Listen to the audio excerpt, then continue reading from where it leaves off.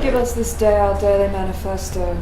Disbelief, the measure of a person is not how much they can give, but how much they can fucking take. Would fain be soothed by soothsayers disproven, speakers of unprose in these times, ergo propter hoc.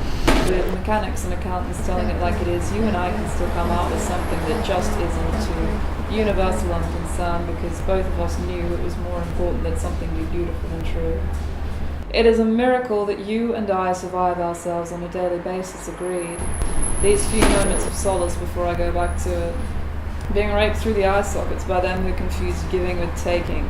I was saying to them, you should have been feeding on my flesh, not trying to increase my volume, not trying to create something new, you should have been redistributing the wealth. They were all putting out while I was investing more and less in abject metaphysical poverty.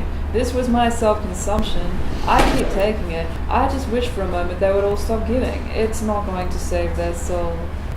Maybe you knew what it was like to be raped in the eye sockets by walking, fucking quadriplegics, head detached from their bodies, immune to touch, fascinated by thoughts excreted. I was doing most of my thinking from my spleen because I believed in creating problems, because resolution is mere death. It was no longer good to be living, but good to be sustaining, as though it were a remote possibility. Achilles sounded ancient to be saying that he attributed more value to feeding and adorning when something had given its life for his privilege, and we knew that he was right, justified, and ancient. We were sitting in a courtyard watching the chaos as they replaced Jesus with utility, and clashing civilizations found Buddhists that all may be pure and non-extant, not a single one a beggar, but all aspirational philanthropists, to have achieved and given away everything bar self-satisfaction.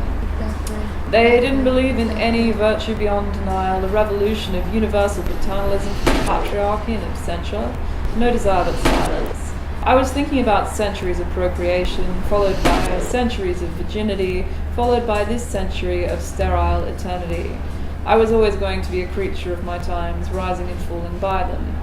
Per oration, I submit that what I've been saying amounts only to a pleading that I may be free from the distraction of the satellite awareness of a fundamental lack of distraction on my part that I'd been calling a loneliness, so hard to distinguish its purpose, while everyone is so busy trying to limit their impact in the name of morality. Problems or outright lies remain fact if they're pretty enough that someone wants to believe them, that I'm contained and empty of my humanity and you're somewhere else. I suppose I was just hoping that we would have something to say to one another, and damn anyone who can't take it.